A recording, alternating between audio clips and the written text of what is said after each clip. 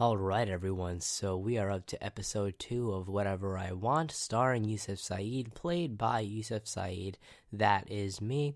And now you must be asking yourself, what is the point of Whatever I Want? Well, every week I do whatever I want, and you tune in and you listen to it and you love the stuff. Alright, so in this episode, I am pretty sick. I came down with something. It has to do with the transition of weather. What am I going to do in this episode? Well, you just find out. You just find out what I do after this intro. Yo, whatever I want, whatever I want, whatever I want, whatever I want, whatever I want, whatever I want. The show starts now. Alright, guys, episode 2. So, I've been receiving a lot of positive feedback on the Lotion stories, so this episode I am going to continue his saga. You know, the Lotion as well as his adventures with the Brazen Raisin. You know, people really seem to like the Brazen Raisin's transition of character, if you would. You know, character development is really important to me as a professional freestyler. I do have something to ask of you guys. Please chronicle the Lotion story, because none of this is going on paper. This is all going from my mind to the mic. Maybe I should call it mind to mic instead of whatever I want, because mind to mic has like that double M sound. Anyways, for more boring news, I am still waiting on iTunes approval, so that's why it's kind of late. I did not want to move forward until I got some approval from iTunes, but I guess they really take their time. They must have a lot of nonsense to sift through. If you have any suggestions for what I should do on this show, please email me at whatiwantshow@gmail.com. That is whatiwantshow@gmail.com. I will take suggestions of what to do. I will only do it if I want to do it. I will also, by all means, accept art and, intro submissions. I'm sure you guys are getting real tired of hearing me going pew, poof, poof, poof, poof, poof, followed by my real poor rap voice. I am sick, so bear with the phlegmy sound of my throat. I promise I will get better by next week. And now it is time for me to freestyle another story. I cannot stress enough how poor this may come out, because none of this has been thought of. Even though I had a week to think of it, I'm just the coolest. I'm the best role model. All right, guys. So when we left off, I think the Brazen Raisin was just turned into a good guy, and Lotion, L.O., he is now they're now in the desert. They're just chilling. So we need to think of another enemy together, you and me. All right, how about you talk to me right now? I'm listening. All right, I'm listening. We need an enemy, something that's typically very dry. Oh, I know. I forgot the name of the Jock. Oh, was it Jock Jones? It may have been Jock Jones. Okay. Jock Jones. We're going to get some more backstory, because why was Jock Jones really mean to Luke Redern? All these names are seriously just coming back to me. All right. Jock Jones. He was actually born Jock Jones. That's his name on his birth certificate. And he was never a nice guy to begin with, because, I guess he was destined to be just a really rude, bully type of jock. So, as a kid, Jock wasn't bullied. He was the bully. He would kick kids around and steal stuff from their cubbies, just like me. I'm a tough guy. I'm not really a tough guy, guys. I'm as vanilla as can be. So Jock. Now let's fast forward into. Did I ever specify how old they are? Let's say they're high schoolers. I'm pretty sure I said high schooler. So all right. So Jock's a really rude high schooler, and he's really beefy, and you'll see why that's funny in a moment. Okay, so he's a real strong guy, very athletic. He's a captain of the football team, and so at the same day where Luke goes into the abandoned lotion factory. Right next to the lotion factory is another factory that I've never mentioned, and that factory is actually an abandoned beef jerky factory. I said beefy earlier. Oh man, where's this gonna go? So, fun fact, Jock Jones, we'll just call him JJ. JJ actually has a very similar story to Luke's.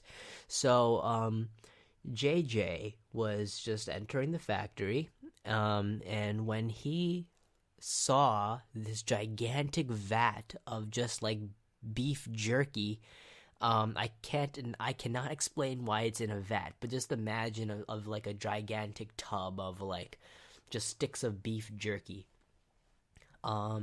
He decided to climb up into it, and he was thinking, "Oh man, I'm gonna get so much protein. I'm gonna get so freaking big from all this beef jerky."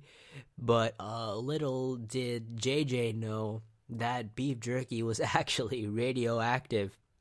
When he jumped into the beef jerky, JJ started to drown. And then, now he's dying in this beef jerky.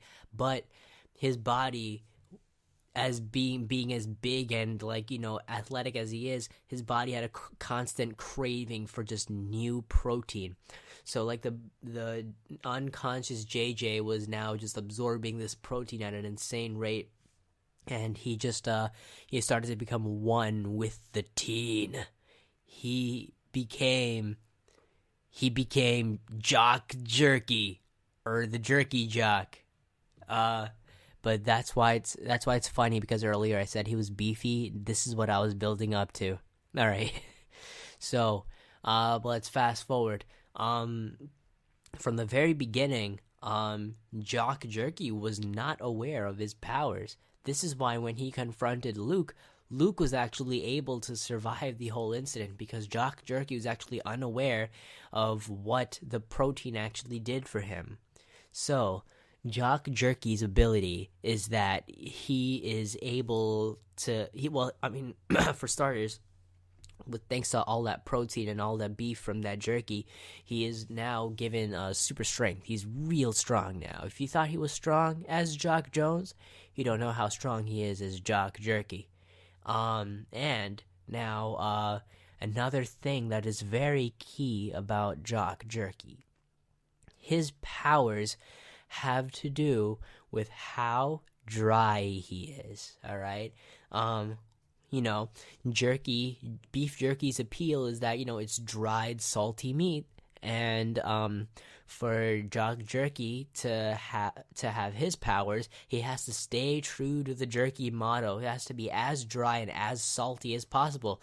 Salty meaning he has to have a real rude personality, So Jock Jones was completely unaware of his power. He knew he had thrown a really strong punch, actually, when he was fighting Luke in the school, but he he just wasn't aware of his strength. When he went home later that day, he suddenly realized that, oh my goodness, I'm just so hungry. He started just eating so much food because it's very demanding of him, like having all this jerky as part of his DNA. You have to imagine that his DNA now looks like a double helix, but instead of like proteins that are like the regular DNA proteins, it's actually like the protein that goes into muscle development. So like his DNA looks all really like buff, instead of. Alright, it just looks really buff instead of wispy like regular proteins look, regular protein chains. He goes home, and now that he has all this salt in the system, he's just constantly dehydrated. And at first, he was drinking water to quench his thirst, but he realized that when he's drinking water, he's kind of losing his strength, oh my god. I feel he realizes, wow, I have to stay thirsty. I have to get as salty as I can if I were to get stronger and probably actually kick Luke's butt later.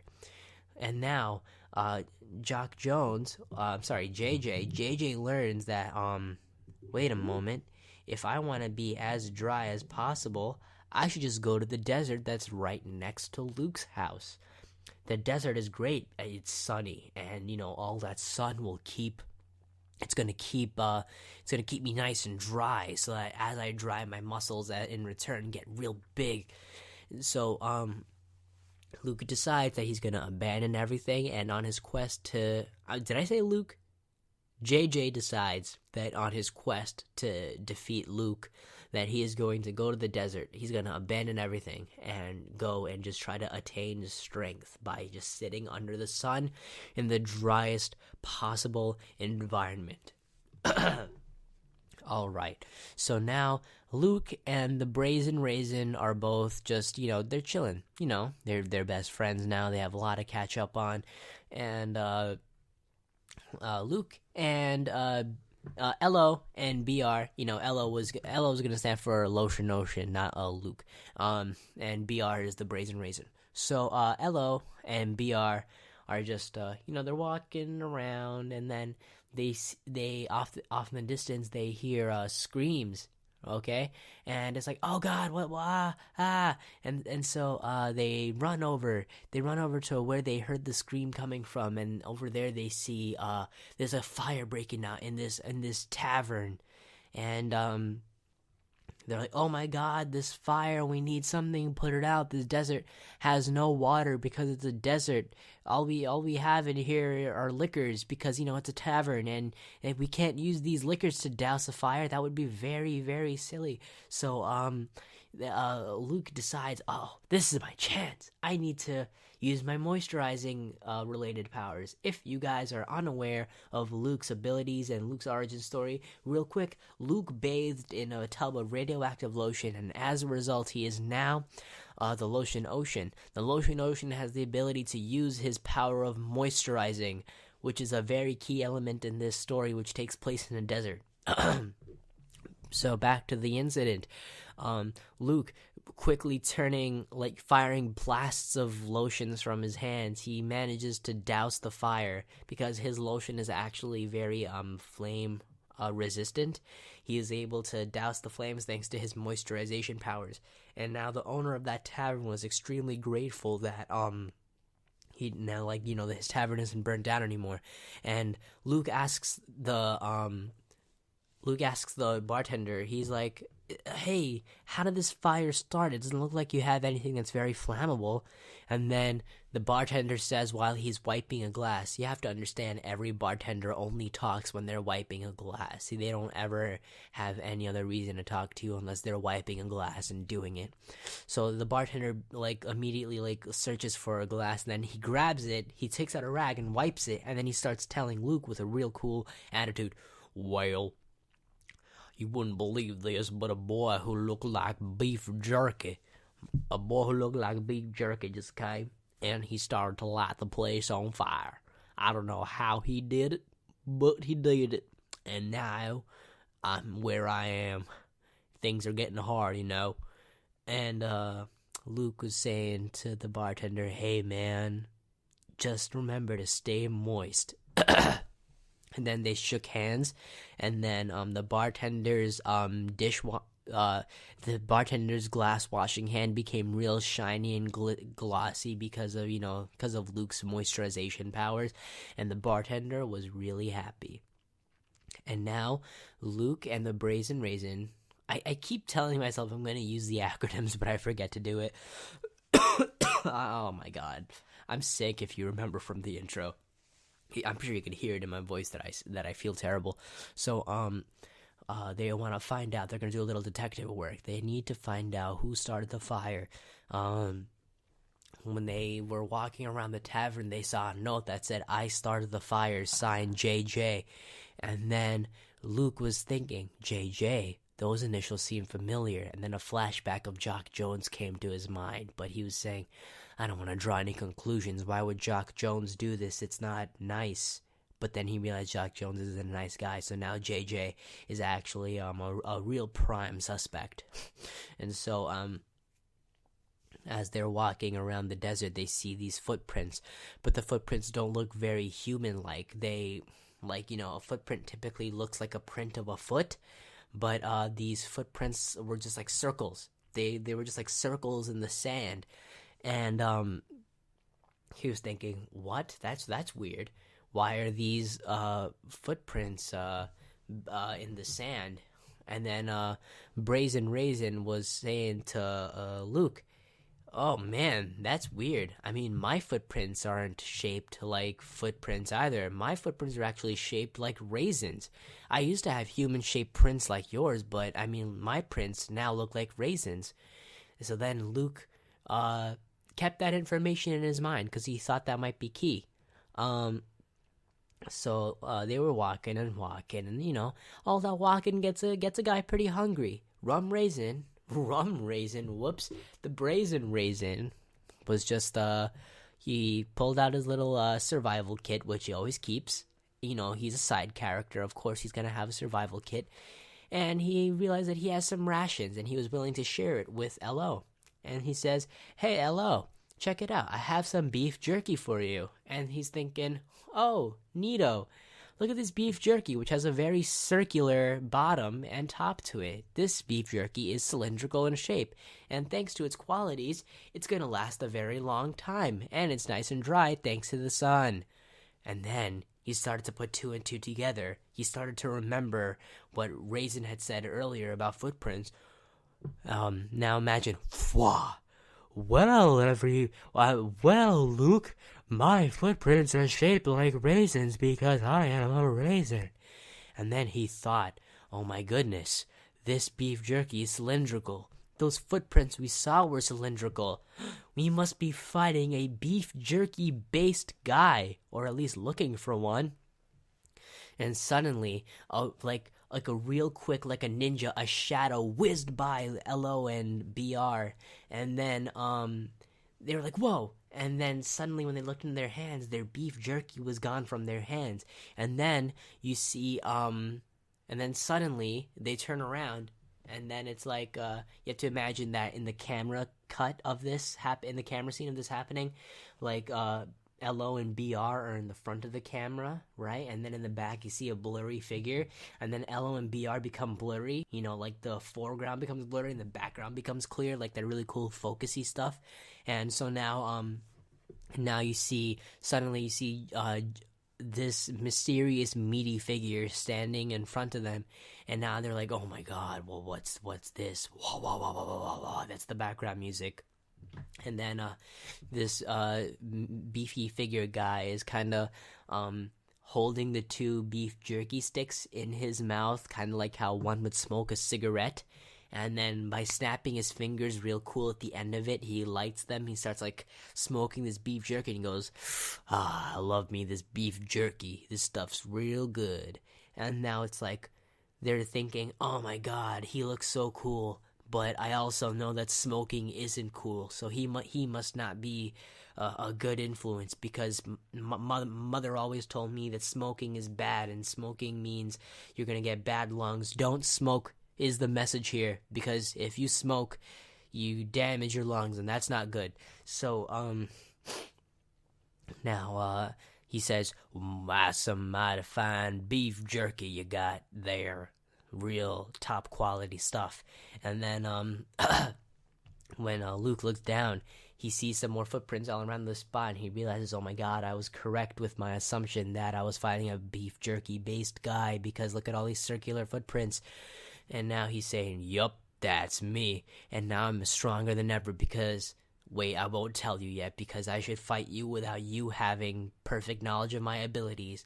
And then JJ started to go in for a punch, and L.O. thought, well, I mean, there's no way he's that strong if he's all muscle. And then he realized, wait, that's a very silly assumption to make. And then, like, JJ punches him, boom, real hard. And then it's like, wow, I wonder if that really hurt your ears. I'm sorry, guys. Punches him, like, boom, really hard. And then L.O. is like, ow, oh my god, that really hurt. You're really strong now thanks to your beef jerky structure.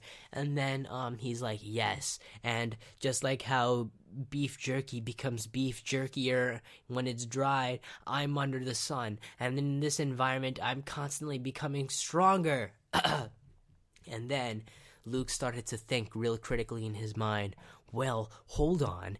Beef jerky's very salty, and salt can be you can get rid of salt if you can moisturize it enough. I should just get rid of his salt if I want to defeat him. And then JJ started to go in for another attack, and LO went Super Mega Lotion Wave.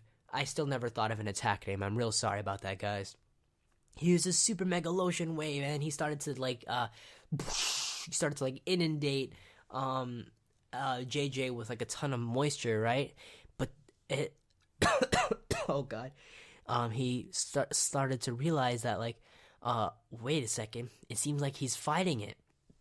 And yes, while he did moisturize him and got rid of the salt content, he was still pretty dry thanks to the constant heat of the sun.